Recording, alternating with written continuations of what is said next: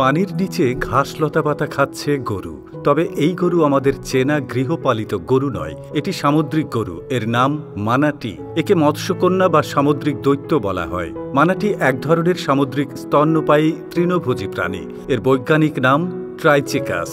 সামুদ্রিক গরু খ্যাত এই প্রাণী অত্যন্ত নিরীহ। মানাটিকে বলা হয় নিরীহ দৈত্য। আবার তৃণভোজী বলে সামুদ্রিক গরু বা সি কাউ বলা হয়ে থাকে।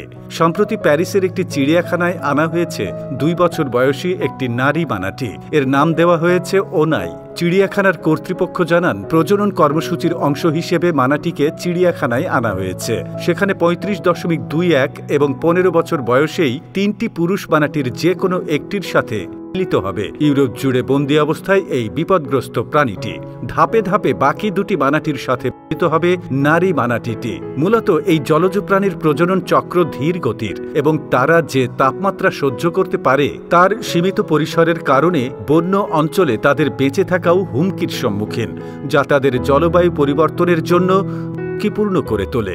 এমনটাই মনে করেন প্যারিস জুওলজিক্যাল পার্কের পরিচালক অ্যালেক্সিস লেক। এই প্রজাতিটি প্রাকৃতিক আবাসস্থলে তীব্র হুমকির মুখে রয়েছে।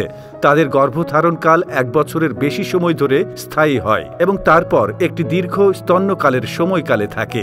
সামুদ্রিক গাভীর ক্ষেত্রে সবকিছুই দীর্ঘ সময় নেয়। অন্যদিকে পানির তাপমাত্রা ওঠানামা মানাটির কম সহনশীলতা প্রজাতির জন্য একটি বিশেষ হুমকি, যার ফলে ভালোভাবে বৃদ্ধি পায় না। 20 ডিগ্রির নিচে একটি সামুদ্রিক গাভী নিউমোনিয়ায় সংকুচিত করে, আবার 30 ডিগ্রির উপরে এটি ভালোভাবে বৃদ্ধি পায় না। এটি অন্যান্য সামুদ্রিক স্তন্যপায়ী প্রাণীদের তুলনায় অনেক কম অভিযোজিত করে তোলে। ক্যারিবিয়ান সাগর, মেক্সিকো উপসাগর, অ্যামাজন অববাহিকা এবং পশ্চিম আফ্রিকার অগভীর জলাবদ্ধ উপকূলীয় অঞ্চল এবং নদীতে মানাটি বসবাস করে। গভীর সমুদ্র এবং উপকূলে এরা সাঁতরায়।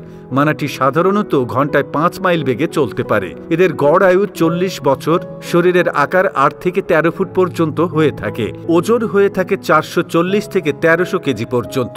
গায়ের রং ধূসর বাদামি। তবে এক এক অঞ্চলের মানাটি ভিন্ন ভিন্ন হয়ে থাকে।